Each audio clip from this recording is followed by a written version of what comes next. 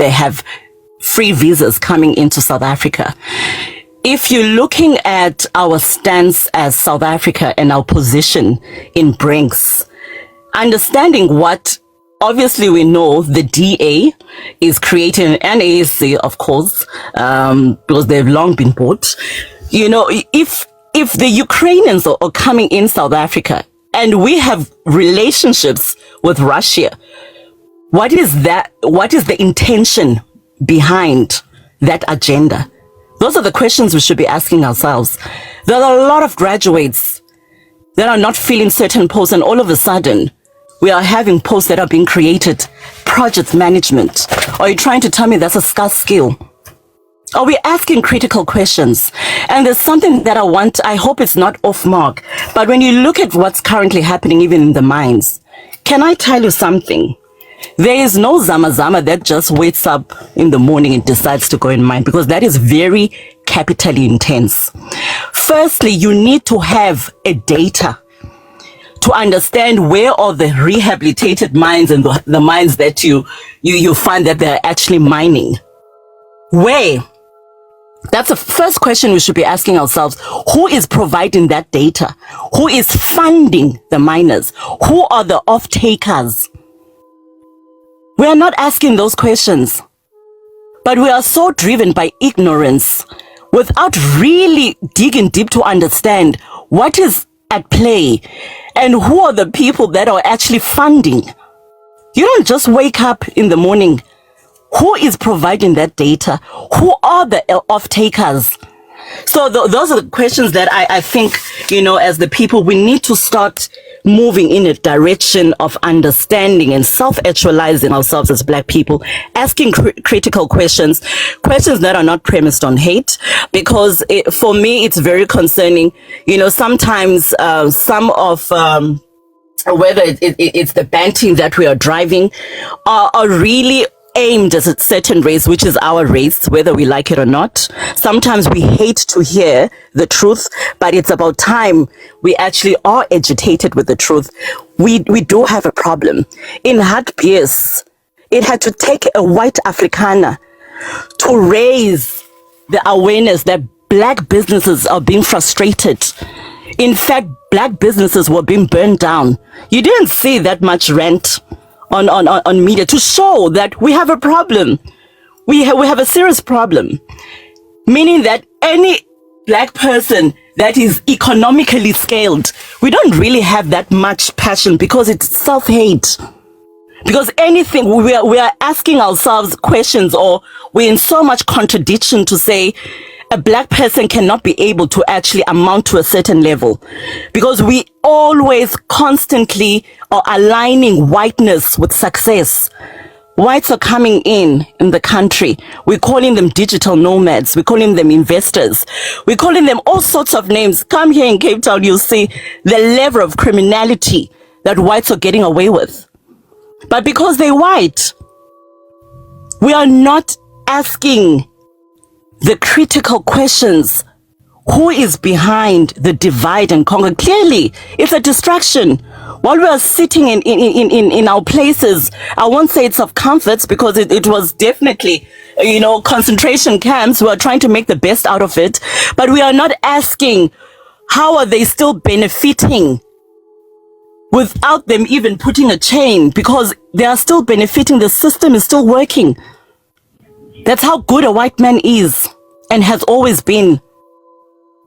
But we are refusing to see what is at play.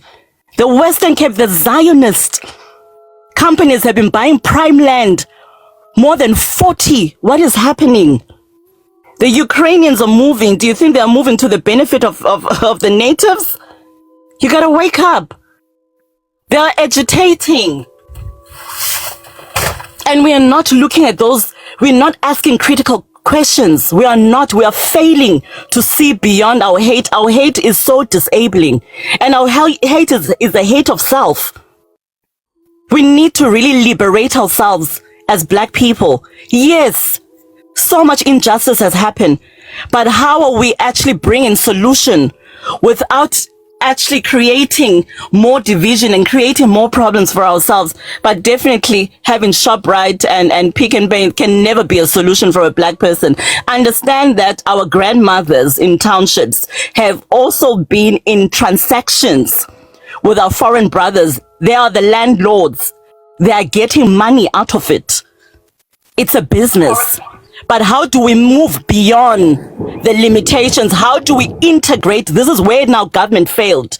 Instead of saying, okay, fine, you're going to rent probably the spaza for 5 years. And then after the 5 years, can we transfer that skill to a native? Some countries are doing well in doing that. If you look at Rwanda and some other countries, this is where now government failed because there's no intention. And understand when ShopRite and Pick n Pay comes in, that is just building generational wealth for them, not for a black child. We need to wake up in really stop hanging on narratives. We are not agitating for real issues. Yes, kids died and never way we can ever condone that. But who is behind? Let's ask us the critical questions. There is no way that we're going to find that there's been white investors in our townships. It's not now. It's a couple of years they've been trying to move in. It is the same thing when you look at the taxi industry. Look at the taxi industry. Yes, I understand that there's quite a lot of loopholes, but let's leave that and put that aside.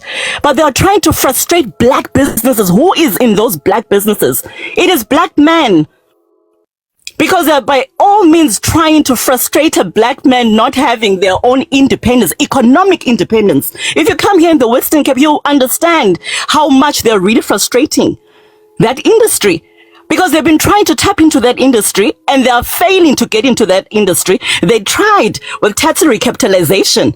And when the black man stood and said with their little so-called English, we always, you know what, sometimes I think we even need to decolonize what we call our education.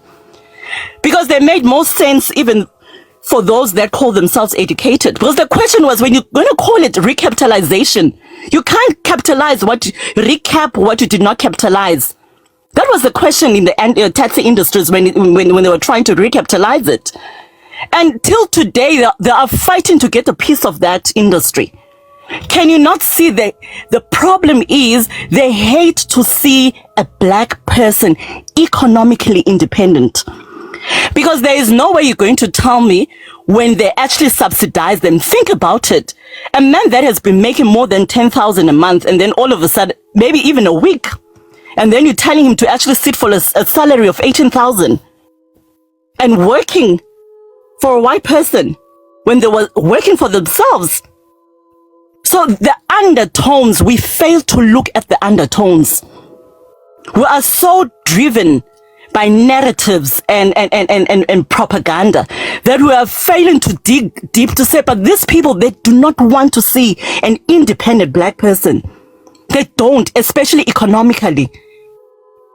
So it is about time that we look at these issues and say, okay, fine, how do we address it?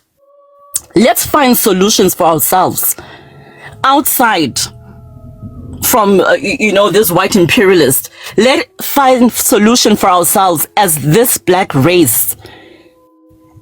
Let us organize ourselves, even with the African diaspora, so that we can definitely keep our brothers in check if we say that we have problems. But for us to think we're going to find a solution while a white man is sitting dividing us as always, and they come back as if they are not in the same country, and they become so oblivious to the struggles of the natives. Like, really? Is that really happening? You guys fighting each other? Oh, wow. Why so?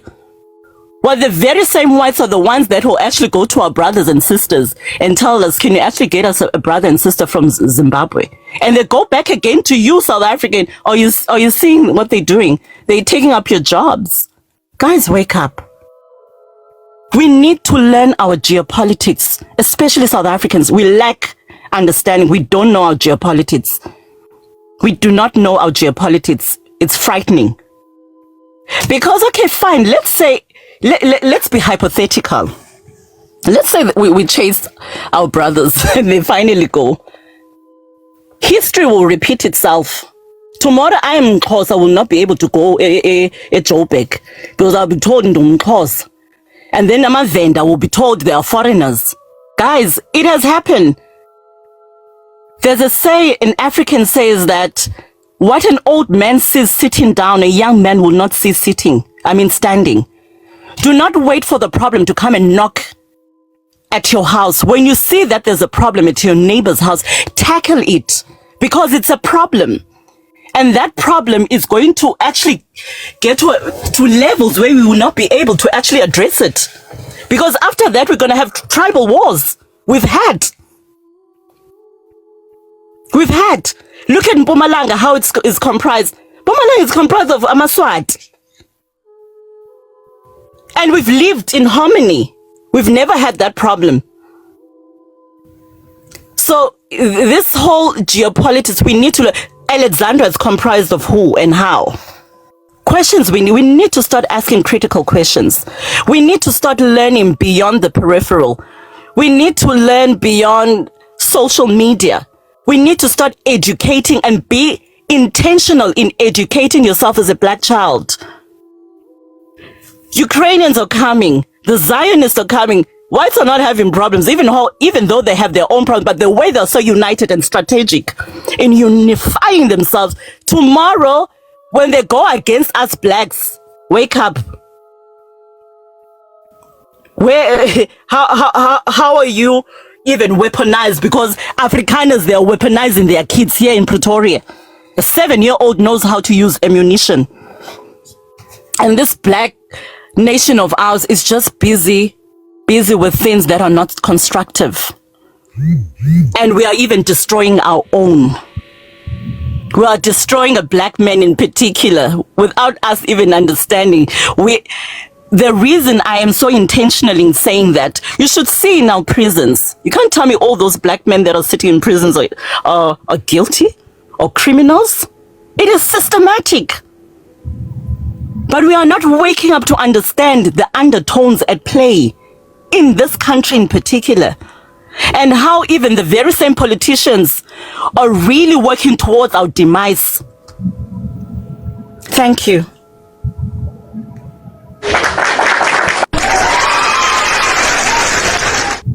That, whoever has got ears heard it all, because you have just spoken truth to power. You have just spoken truth to power, and you left no stone unturned. And I appreciate a lot, because we need people who are well informed like yourself to really help others to understand and to ask themselves critical, important questions, because we don't ask questions as South Africans. We just go by, sort of these media narratives, and we don't ask questions as to who owns this media, who owns this, what do they seek to achieve, what is going on in our country. People who doesn't have interest in understanding the political dynamics and the development in their own country, that's what happens. You see, South Africans are actually disengaged in many ways, and that is a worrying factor. We hope South Africans we are learning a lot and really do things differently, so to speak. Thank you so much. Please remind me. It should be Clayton, and who else? You'll indicate if you're next. Leadership, just one thing before we proceed. I wanted to say a lot of things, but I want to open space for Mwabi. He's on the commentary there. I was saying that we need to ask the real questions. People do not know that. All they know is just to see the product within the spaza shops, and what they will rush to say is that we need to take ownership. We really need to wake up, man. We really need to go beyond and ask questions, real questions, not just questions. I'm very grateful to Mandisa that Mandisa has said mouthful, man. But really, it's very painful. We need to know who we are. To me, we really do not have our own identity. We do not know who we are. We do not know how powerful we are. You know, I think that's the shame of it. And these guys have won by just dividing us. These guys have won by just having, media to tell us who to hate, who to love. Mandisa just said that we can chase these guys out. What will be left in here will be just, tribalism, which has been at play for many years. We do not know who we are as Africans, man. It's very painful that an African person is unarmed against an African person. For what? For crumbles of, I don't know, man. I don't know. But I'm very grateful to Mandisa, and really I would love to open the space for someone else to come in. Mandisa has said mouthful, but let's look at our identity. Let's revisit and learn who we really are. And answer that question. Who am I? As an African person, who am I? That question will really, I think will try to spark in the galaxy some other opinions for us to come together and start to think progressively. Because we are really just chasing a tail here. Nobody's saying, I want to own coal, I want to own coke, we need to be on arms and challenge government and start our own, chisnacks and really monopolize and try to control these guys for them to buy from us because they're going to sell to our kids. All we want is just a mere sponsorship of 15,000 profit in a month. I'm done. Thank you so much, Clayton there. Much appreciated. I note Mr. Moabi there, Aluani, Witumelo, Sipo, Tidy. Who's next? Please indicate. I note Walter as well. I'm next. Okay, you can go ahead, Sipo. Let me first say greetings, everyone. What I will say is that, Mpumi, Mandisa, and Clinton has said a mouthful. These are the issues that we should put our full attention on. But unfortunately, at this time, the narratives that are driven by the media that is controlled by certain families in the country have infiltrated the minds and the hearts of the South African people. So everything that has been said, some of the people that didn't hear actually what was said in the platform by Clayton, Mandisa, and Mpumi. First thing is first, we need to understand this. What is the agenda of all this, and who designed it, and the fulfillment of it?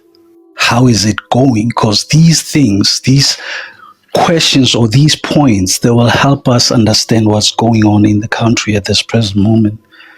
First thing is first, we need to understand that the flooding of undocumented people in the country, it was done so purposefully by design. It is not something that these people just came into the country uncontrollably and was not. Yes, some of them have done that, but it's by design. The people who designed these things to happen, they know that along the way, South Africa itself will be destabilized economically, educationally, and politically. So it's easy for them to take over. And we had evidence of this in the past elections. The CIA was involved. The FBI was involved. And those issues were raised and swept under the carpet because they didn't want people to know what is happening. And coming to townships as a whole, that's where the economy of the country is based. So hence why you see USave and Pick and Pay trying to infiltrate the townships.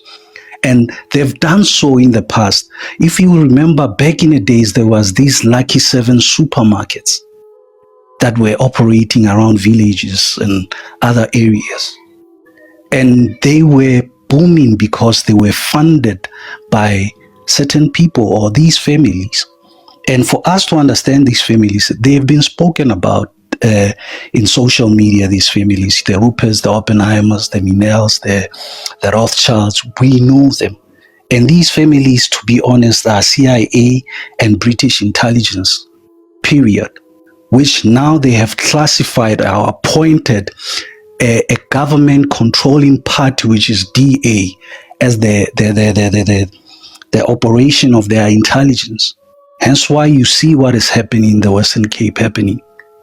And us as South African people, we are blinded by the small things that are happening. And to be honest, these people don't play fairly so, because everything that they will do, they are fighting a war to them. So death or whatever that comes during the course, to them is just what they call, what's the word they like to use? Collateral. It's collateral for them. At the end of the day, it's just business. We are just numbers in their ledger. So those are the things that we need to understand, that we are fighting an aftermath. Whatever that is happening in South Africa has been planned 50 years before this time. At this present moment, we are fighting the aftermath of their plan, of their agenda. It's being fulfilled. Hence why you see the British nationals and the people from Ukraine, the people from Israel flooding the Western Cape so that they can come and rule. So in a nutshell, they gave us words legal and illegal as part to disarm us. So that's my take on that. South African people needs to wake up and see that the system, for us to kill it, we need to starve it, period. And see how can we work with our African brothers and sisters. Yes, there's certain things that we need to heal from. There's certain housekeeping that we need to do in the country so that we can get into this economy amongst Africans. Thank you.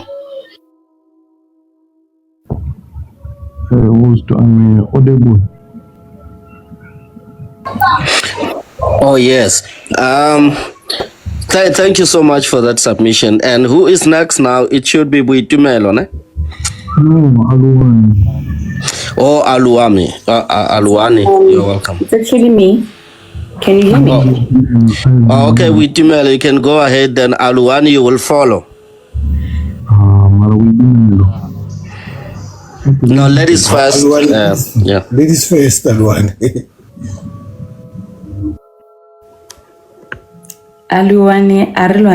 Good afternoon, everyone. Thanks, dear Aurora, for this platform and just igniting our thoughts around what's happening in the country at large. I just also want to especially acknowledge how you've evolved. I used to listen to your platform pre-elections, and you are evolving, to be more connected with your purpose and heeding the call to what you were meant to do and how you're supposed to serve your community. And I like that for you. And good afternoon, everyone. I want to also acknowledge all the speakers that have contributed before. And I am particularly interested in the topic at hand that is written there to say whites are taking over township economy, foreign nationals running spaza shops. But before I come into that, I also just want to debunk some few misconceptions around South Africans. I believe that South Africans are loving people. I believe that South Africans are the true definition. The majority hold the true definition of Ubuntu, and that's what actually centers them as a people. And South Africans are welcoming, and I think also there's a lot of frustrations that is coming out in a very negative way. I don't think we are communicating our pain and what we are feeling clearly. It's coming out as if we want to chase people out of our country, but it's just out of frustration of when you look at Limpopo, when you go to Limpopo, and you go and look at the health system there. And I think the current premier was actually very expressive to say that in order for us to have a health system, we take from the taxpayers, from the people that we have counted. Now, if you are not counted, you are not documented, you then take away from the South Africans that are actually paying for these taxes. We just want order. We want to uphold our laws that we have put in place. And I think it's coming out incorrectly. It's coming out as if we are unwelcoming. It's coming across as if we are, in fact, not traveling people. We travel. I've traveled personally. I've been to Australia. I have been to Portugal. I've been to Colombia. And when I go to those countries and the level of documentation that I need, and I think the latest one is with Portugal, where I had to go and prove myself that I am employed. I do have medical insurance to a certain amount. I do have money in my bank account that can sustain me for my visitation period. And we are subjected to those laws. And as South Africans, we abide by those travel laws and those working laws in other countries. Why can't other people that are coming to our country do the same? And I think that there's someone that said it today to say, sometimes we address our frustration to the wrong people. Our government is supposed to do that. They need to ensure that as people come into our country, they have what it needs to support us. If you say you're going to come here and open a business, show us where's the money in your bank account. Where are you going? How are you going to do it? And you have to be able to abide by the laws. I think that's what we are asking, but the frustration